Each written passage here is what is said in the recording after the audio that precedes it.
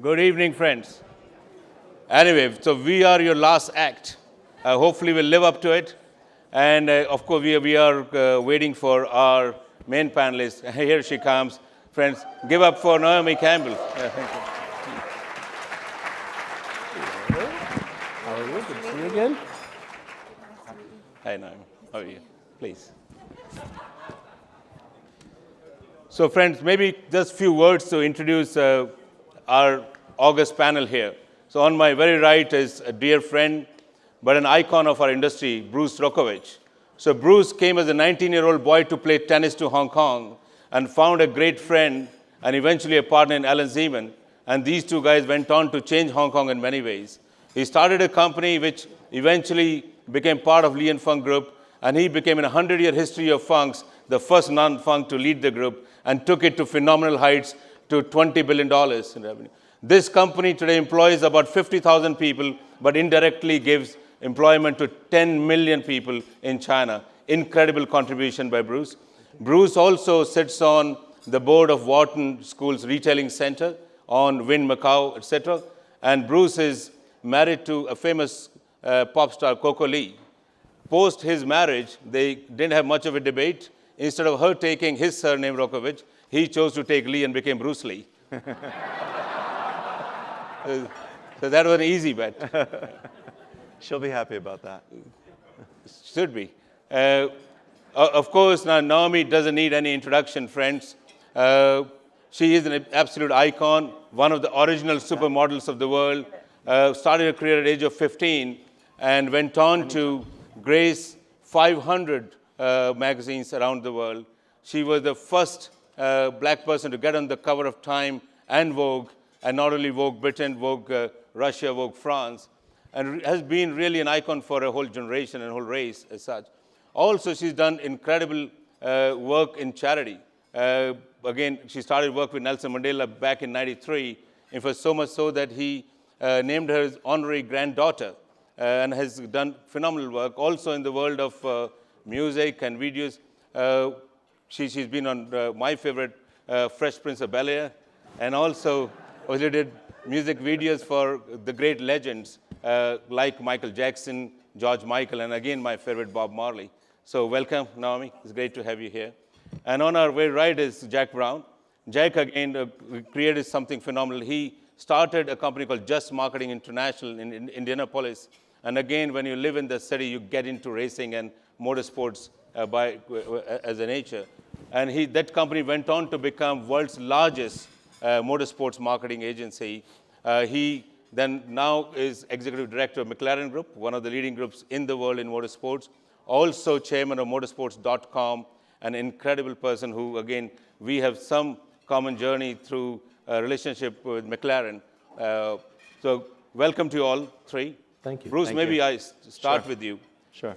You know, when George Bush was president, BBC and CNN and all others in media talked basically about the two wars for most of the time. They missed the big story. The big story was China went from 2 trillion to 10 trillion and took out a few 100 million people out of poverty, more than what World Bank did in entire history prior to that. Now, after 8 years of normalcy under President Obama, once again, the market share of all CNN and BBC is taken by another kind of negative story. All the time obsession with Trump, and they are going to miss out the other big story, which is explosion of Asia's middle class. Just tell you, who covered the story that last year, in 250 years for the first time, Asian middle class became bigger than America's and Europe put together? We missed the story. There is a phenomenal explosion happening, and not only consumption of all kind of goods, but even look at luxury goods. Asia is the biggest driver force. So Bruce, you sit right in the middle of that. What has been driving this hunger for Asians for all the brands? Well, first thing is you got to go back about 10 years ago. And when you look at the China, the way it developed, China really developed on the back of all the production from the US, Europe, moving out and being outsourced to China. So the focus for the last, since 1980 to 2005, 2006, of China was production. And all the jobs in China were basically sewing jobs, working on electronics. It was the story of the world, I would say for the last 20 years, from 2005 backwards, was what China could make and what can China export. It was all about that. And as that happened, people got richer. The workers got paid more. China became a formidable country, and the internet evolved. And all of a sudden, what happened in the world is that China woke up to wanting luxury brands, wanting something more. Don't want to be just a sewer in a factory. And there's relatively, I would say, more of a revolt within China in the sense that people wanted much more in their lives. Before it was just about making a living and eating and really basics. And then over the last 10 years, you've seen this dramatic change where they now have money and the middle class is growing dramatically in China, and it's going to continue to grow. And they have transparency to what's going on in the world. Not as much as I would like, because they don't have access to Facebook, Twitter, Instagram, and all the things. But there's still a lot seeping in, and there's a huge demand for better experiences, better life, and really more of a Western type of lifestyle. And so what we've seen is that in the last 10 years, the growth of consumption, that's the story of the world, of what China can consume, not what it can make. And in the last 10 years, it's gone from luxury, and luxury, as you know, has been huge, and it's been driven, most of the luxury brands in the world were driven by China. What's changing now, and it's a dramatic change over the last, I'd say 2 or 3 years, is it's not about material things.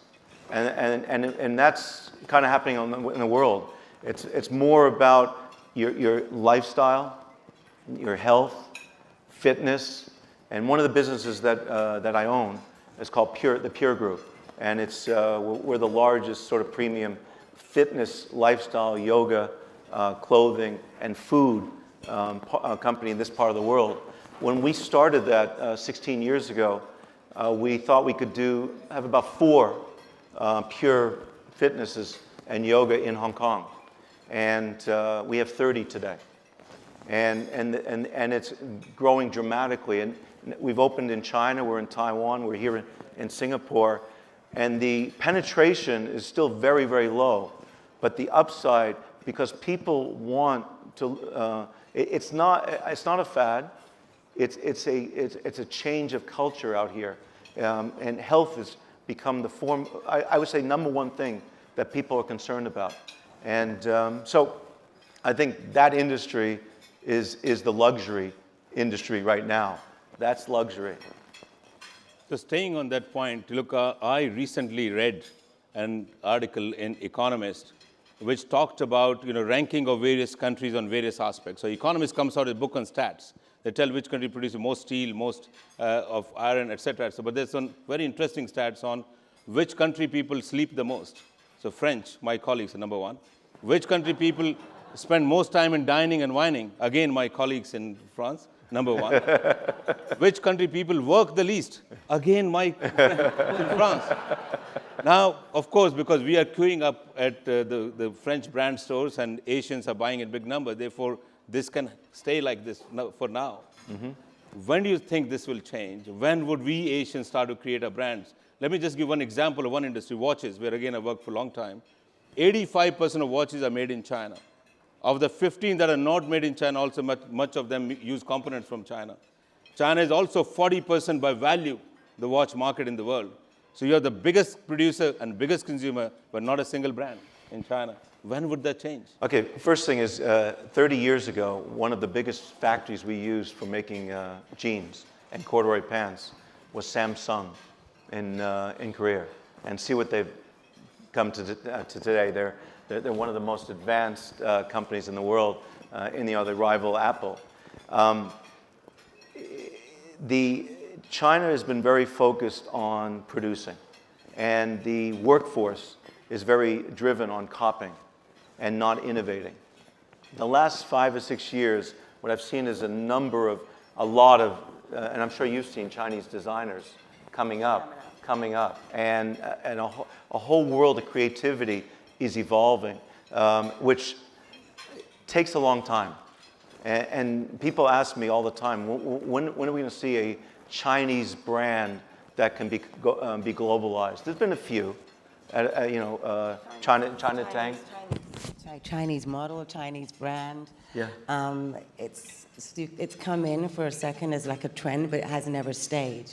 And when I started modeling, you used to have the Japanese, Issey Miyake, Rei Kawakubo, Joe Yamamoto. They would stay. And then there was a flux where they just didn't. And now I believe they should be stayed. They should stay, yeah. They should. It's the same thing in modeling. It's something that we fight for in diversity, in having Asian and all ethnic minorities just stay and not be just a trend, and not just because you have to have one. That's right. Yeah. It's not a token. But I agree with you with what you say, because I took out 10 days last month to go to Korea. I wanted to understand why is it that the Asian market is so much more ahead in the beauty world, in the technology of beauty. It's so far ahead. We're using stem cell research and all that it does. And it's like, we are so behind on that. But yet, you look at the faces that we have promoting in our Western world, and it's nothing. It's not that.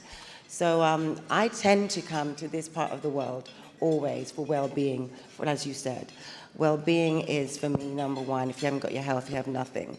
Sure. And here it's always been the way they treat you. It's the hospitality, just the simplistic things of going to sleep before 12 o'clock. You need to do that. It's just the whole ritual of the way they live their life in Asia it's a big yes in my life, and I think more and more people are understanding that today. Sure. Yeah. So I would love to know more about Pure. See, and I'll show you. Korea is the leading force of innovation in Asia, no doubt. They took the place of what Japan was a number of years ago, and you're right about the beauty, the whole beauty world, more advanced than almost anywhere, more advanced than anywhere. Like I went to a place and I traveled a place outside called Jeju Island. Just if I'm there, I want to know what's going on, so I'm gonna. When you just curious, my curiosity had the better of me, so off I went. So picking on with the point from both of you, you're so right about Korea, Bruce. Look at the pop music, right from Psy's time, Gangnam Style, to the Korean beauty, and now in many other areas, I think Korea is really creating a wave. It is kind of replaced what J-pop was, or the Japan was in terms of. But Naomi, just look, you have worked everywhere in the world. How's been your experience, particularly in the world of fashion and modeling, working in Asia?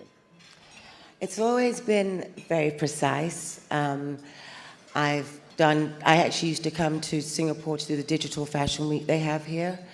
And Japan also, you know exactly what you're doing. There's a commitment from the designer, from the model, from all encompassed. Of what the messages they want to get out there. I've been working for Comme des Garçons since I was 16 years old, which is 31 years, and it is still today to me such a symbol of Asia and fashion and Japan. And it's taken her just now, 2017, to be recognized by the Metropolitan Museum, but she is truly an insignificant and unique designer, and there's many. Here I worked for, I think, a designer, no, not here, so it was Korea. Here I worked for the younger designers, I love the Digital Fashion Week because that gives a platform also for young designers to showcase which they may not be able to afford what you have in the regular Fashion Week. So right. Look, one other question. Look, you have been really an inspiration to a whole generation and also entire race. Now when Asian girls who are trying to climb the ladder of international modeling and work in the international fashion, what would be your message to them? I encourage it. that's one of the reasons why I do accept the jobs that are offered to me to come here and to speak to the girls as well, because I've done a show called The Face, which I had in Australia, which I have in Taiwan. I'm not on front of the TV, but I still produce it. And it's important to me. I have Chinese blood. My grandmother's half Chinese. And I feel that the minority for me is important to have across the board. When I think of doing something, whether it's makeup, I want it to be across the board. It's a rainbow of colors. When you choose, our message of diversity today is when you choose a model for a job, you just choose what's the beauty of the person, not because we have to choose a black, we have to choose a Chinese, which is what the message is. It's a conversation, it's not a fight, of which we're trying to get across. We've looked right now at the New York Fashion Week, which is ending today, and it wasn't great. So we will now address this issue again. Would we like to implement this issue? Yeah, I think so. I mean, I feel like we've had only 2 girls from Asia on the cover of Italian Vogue, and it's not good enough. I don't know. No, thank you. Thank you for standing up for Asia and standing up for entire generation. You were an exception when you came in. You're still an exception. You're still an icon for all of us. And hats off to you, Jacques. Coming to motorsports and timing, we Asians normally I come from India, and we call Indian Standard Time as being 1 hour late, which is so where we don't worry. How come in this sport where time is measured 1,000th of a second or 10,000th of a second in Indianapolis, does it really matter?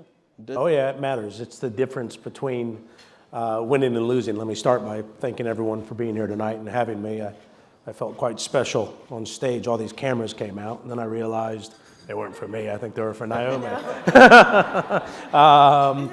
This is my weekend, or at least I thought it was till you were here. But anyways, I'm quite happy with that. No, so coming back to, motorsports is about time and is about precision. And ultimately, we measure things in such a rapid pace, our data analytics, the precision, it's really leading edge technology. Everything we do on our car, we make a new component for our race car every 14 minutes. 80% of our race car changes from the start of the season to the end of the season. If your race car was on pole, qualified first at the first race of the year, and you didn't touch it, it would be near last by the end of the season. So it's a rapid pace of development, all measured in precision and time, and it's ultimately the stopwatch that determines who starts where and who wins. So it's critically important. Also, look, Asians now having visited places in the world and having bought their bags and everything, now they are more and more looking for experiences. Now, Formula One certainly is one of the real epitome of sporting events. Do you see Asians coming in larger number to events, not only just Asia, but abroad as well? Yeah, I think there's a few things with Formula One and motorsports. Asia has been critical to the growth of Formula One. Formula One was one of the first movers coming into Asia. We've been in Shanghai now for some time. The Singapore Grand Prix, I would argue, is the most important Grand Prix on the calendar, the way the government embraces it, the way the fans embrace it, and how international it is. And I'd like to see that continue. I think it's always been a very large spectator sport, the largest spectator sport on an annual basis.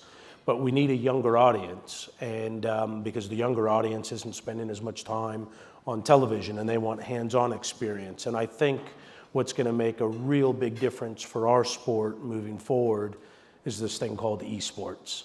Because, when kids are growing up, going to school, it's real easy to participate in football. You need a ball, you need a pitch. Basketball, pick a sport. Motor racing is very expensive, and I think esports and driving have a lot in common, and I think esports is going to become the grassroots of motorsports, and esports is huge within in Asia. So I think that's going to be what helps drive a younger, more experiential audience for us.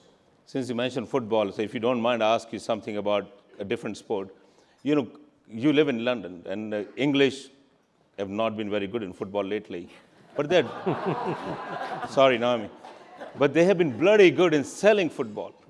You look at here in this country, Singapore, you look at any of a neighboring country around, EPL sells far above their weight and everything. You know, China, the new rights went for 10x the price. Here, Singapore alone, more than $1 billion. What did make the English are so good in selling stuff?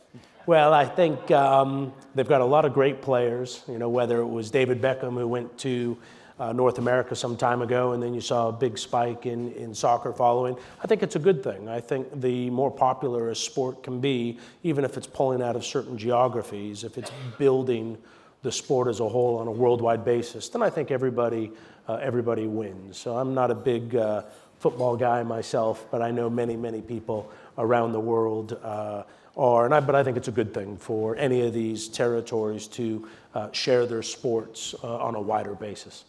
So one question which may connect all three of you, and I think in a different way.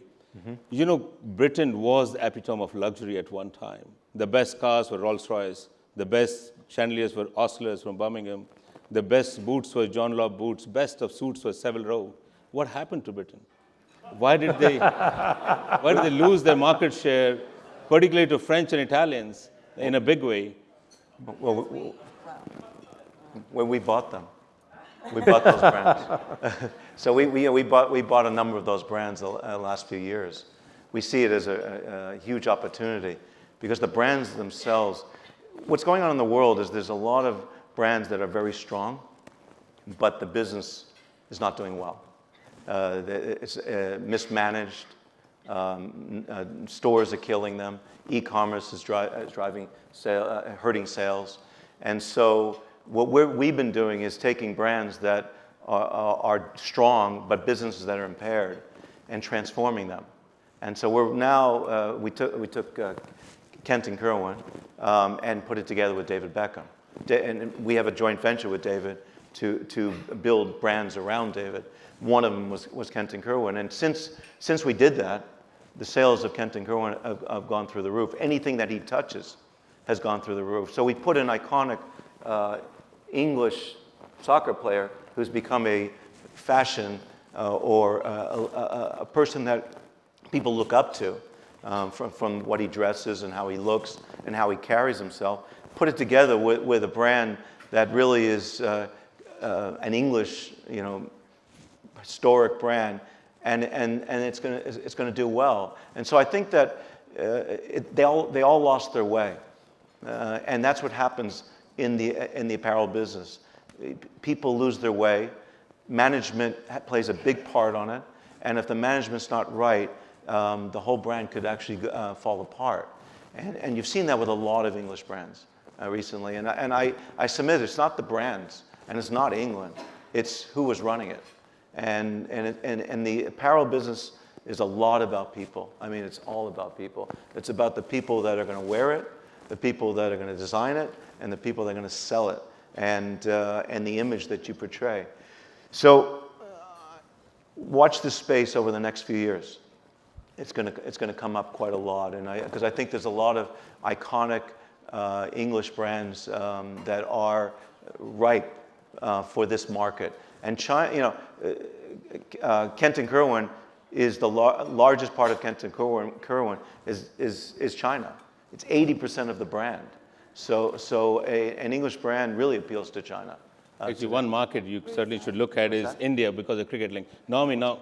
I think that my worry is that how do we then find new designers to bring new brands in England when England have no funds in support of new designers? So right now, all the designers and new brands that we would have now gone to France, to Italy, to China, because there's no support. So what in your mind, Naomi? I feel like there's going to be a point where, especially now, where it's going to be just stuck, redundant, and new brands from scratch is the most difficult thing to build in any country, not just UK.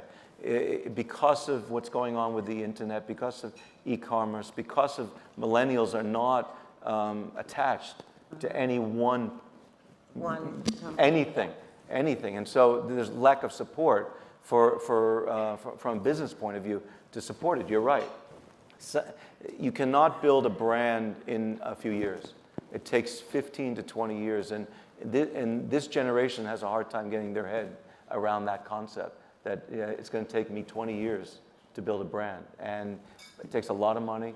And What would you suggest? So it's more to do collaborations? you need to do collaborations. There's no But I doubt. think Bruce Nami has a point that look at even John Lobb, a beautiful what? brand, John Lobb for sure. Yes. A great brand, phenomenal heritage.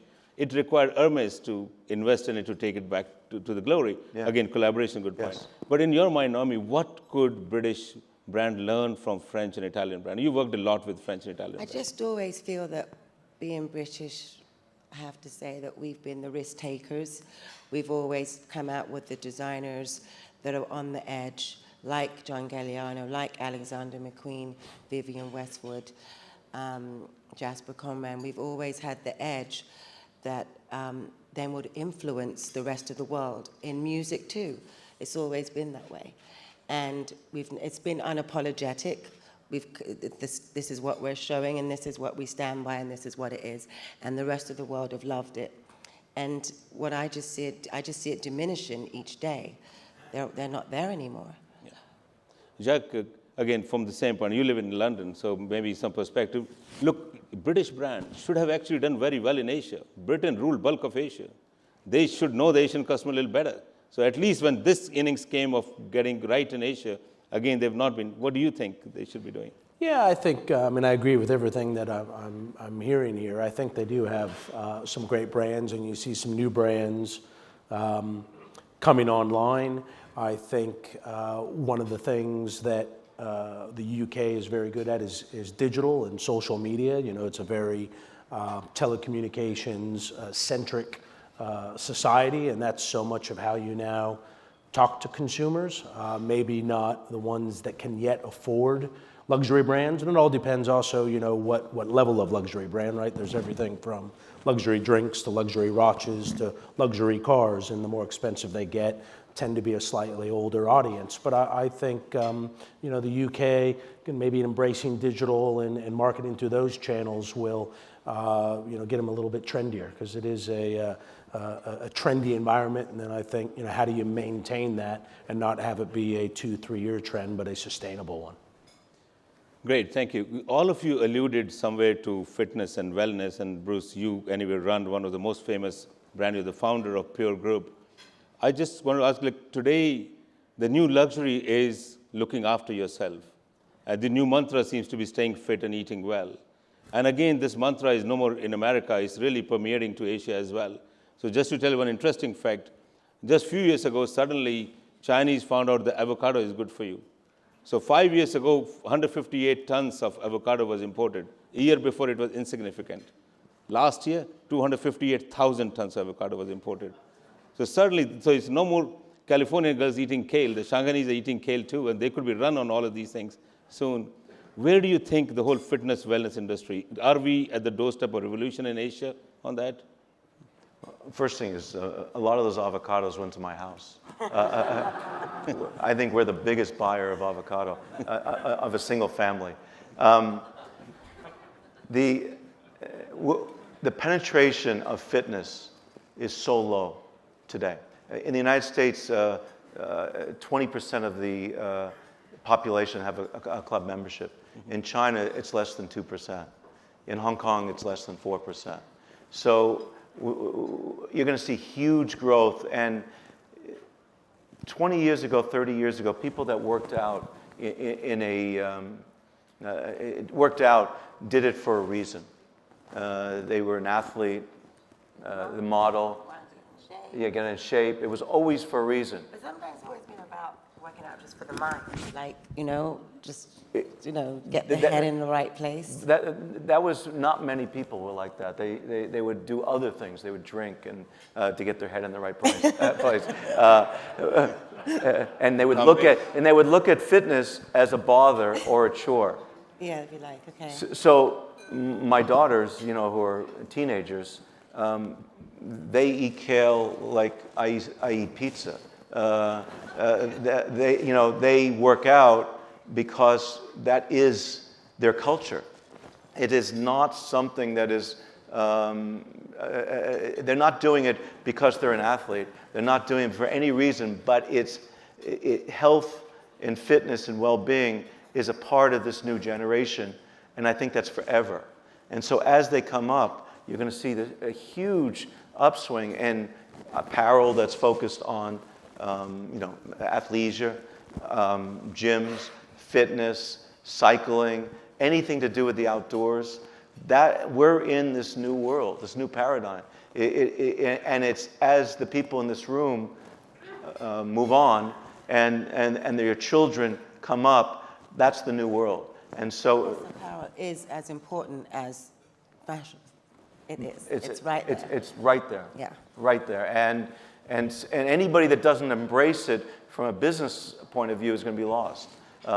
It's going to emanate into everything: fashion, into food, into restaurants like McDonald's. Got killed because of this change. And you'll see, and everything is changing and everything's evolving, and it's not going to go back. So you ask me, is it here to stay? It's a booming trend. That's the next 30 years, and anybody who invests in that trend will do very well. So now, if you don't mind, can you share what is your formula for staying so great? Yeah. You look as good as you look 25 years You know ago. what? I'm not going to. Okay, I'm not a gym person, but I do yoga. And I started doing yoga in 2012. I went to Kerala to find out about it because I wanted to know why everyone was. I'm not into doing things for the aerobic. It was about the mind, body, and spirit. So I went to Kerala for a month, put my phones in the safe, and I learned yoga. Loved it. And then I got it. And then after doing a hip surgery, which is the first time I've ever said this, I thought, okay, everyone's like, well, she's not going to walk again on the runway the same. So I started doing Pilates, which is really good because it strengthens and lengthens, and I'm an ex-dancer. So those are the things I do: walking, swimming, diving. I'm not But how do you stay so young looking? Like you, Jennifer Lopez, are all. You know what? I take care of myself. Are all defying age. Okay, I don't drink alcohol. Sorry for you. Okay, I have drunk alcohol. I decided one day that it just got in the way of things. It didn't make me. I didn't move fast enough, and I was feeling sluggish, and I didn't want to feel like that. So I chose to stop. Nothing against anyone that can. You just decide at certain times in your life, well, I lived in Russia for 5 years, and I realized in Russia, everyone really cares about well-being. They will pay no matter what to have the right top doctor and everything, go to the right well-being spa. They just want to get the right thing, and that comes first. So I think I really got to really get involved in the well-being when I lived in Moscow. So great to know that about Russia. Earlier, they used to just do elbow exercises mostly. Oh, they have great. Vodka. If you've ever tried the Russian banyo with the, it cleans the toxins and. Chuck, what is your view on the whole fitness wellness? Well, I was going to say, I don't look anything like I looked 25 years ago. Twice the size, probably. I think it's awareness. Accessibility, getting up. I was never one that wanted to get up early to go to the gym, and it was all just a bit of a hassle. I think now we have things on our wrists, our phones. My wife sets how many steps she wants to do every day, and she can track that on the phone. Now there's all these wearable technologies, so I think it's going to become easier, raise the awareness, help people understand the importance of it, and then maybe make it easier for people to be healthier. And now I track food on an app. It kind of seems like we all live by apps now. And so I think it's about making steady progress, and then over time, hopefully we'll have a healthier society. But until then, I'm going to continue drinking.